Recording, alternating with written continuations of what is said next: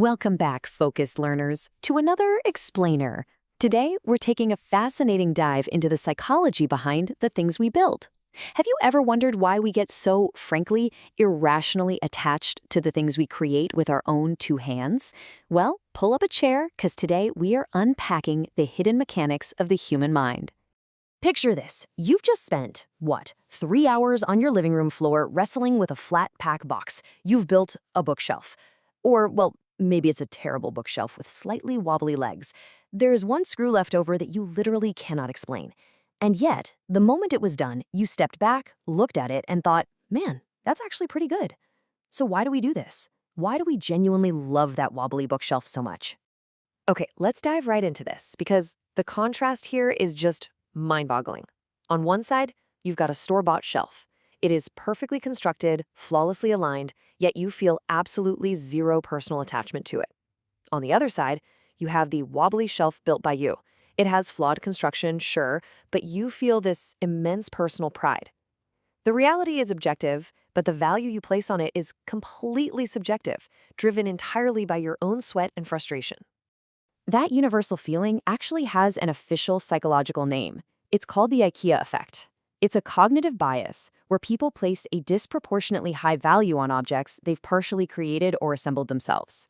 And what's wild is that this simple psychological glitch is quietly controlling way more of our lives than we even realize.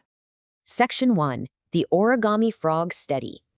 All right, let's ground this highly relatable anecdote in some hard behavioral data.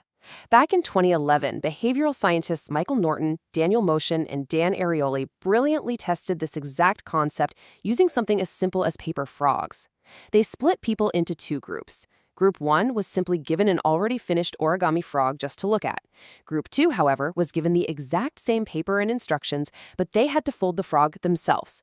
After both groups were done interacting with the exact same materials, the researchers asked them a very revealing question. How much would you pay for this final product? The results were completely staggering. The people who built the frog themselves valued it almost 5 times higher in their heads. 5 times. I mean, it was the exact same frog, the exact same paper, but a completely different price tag internally. So the crucial point here is this. The more effort you put into something, the more you love it. Not because it's better, it's because you made it. You see, your brain doesn't just track what things are objectively worth out there in the marketplace. It tracks what things cost you personally in terms of time, focus, and frustration. Section 2, the psychology of effort.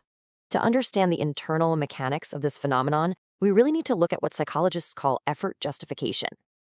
When you pour time and labor into something, your brain basically treats all of that as an investment. And once you've invested, your mind does something completely automatic. It inflates the perceived value of what you made just to justify the effort you spent on it. Your brain genuinely cannot separate effort from worth. If something was hard to do, our logic gets overwritten and we instinctively decide, well, it simply must be better. And this concept runs really deep. In the 1950s, researcher Elliot Aronson ran a fascinating study on group dynamics. He found that people who went through a difficult, intense initiation to join a group rated that group as significantly more valuable than people who just joined easily. Actually, nothing about the group itself changed at all, only the cost of getting in. And this brilliantly illustrates how effort justification is literally everywhere once you start looking for it. A student who spends 3 weeks grinding on a thesis believes in its arguments far more deeply than one they just slap together overnight. An entrepreneur who sacrifices 2 years for a startup, they just can't see its flaws clearly. Even a parent struggling through a super difficult first year with a child forms a bond so fierce it borders on irrational. But none of these intense bonds are mistakes, right? They are the IKEA effect functioning perfectly. Section 3. Our ancient reward system. To really grasp why we're wired this way, we have to travel back in time to uncover the evolutionary roots of this cognitive bias. For most of human history, you had to make everything yourself. Your food, your shelter, your tools, your clothes. If you made a tool badly, you didn't romanticize it, you fixed it. Or, well, you died. The effort you put in was directly tied to your survival. Now contrast that with today, the year 2025, where everything comes assembled, delivered, and instant. We live in a world of total immediate gratification. But here's the fascinating problem. Your brain hasn't updated. It is still running that old code, even though we don't strictly need to build things to survive anymore. The second you grab an Allen key and start turning, that ancient reward system fires up. It floods you with pride and this powerful value signal that just screams, you worked for this, protect it. Your brain doesn't care that IKEA did like 90% of the work. You held the tool. And for your brain, that's enough. Section 4, the Shardo side. Now, letting this ancient hardware run unchecked in the modern world carries some real, tangible risks. Remember that origami study from earlier? Well, there was a second part to it. The researchers found that the people who built their own wobbly origami frogs rated them just as highly as professionally made origami, even when their frog was objectively worse. This reveals a massive blind spot. Effort doesn't just inflate value, it actively switches off your critical eye. The exact same mechanism that makes you love what you build makes you totally blind to its flaws. And when you scale that up from paper frogs to life-altering decisions, the real-world consequences are massive. This is exactly why founders stubbornly refuse to kill bad products. It's why people stay in broken relationships they built from the ground up. It's why governments pour billions of dollars into failing projects they've already overinvested in. The cost of this cognitive blind spot is just astronomical across all levels of society. Which brings us to this incredibly profound realization. You don't just love the thing, you love the version of yourself that made it. When we participate in creating something, we project ourselves right onto it.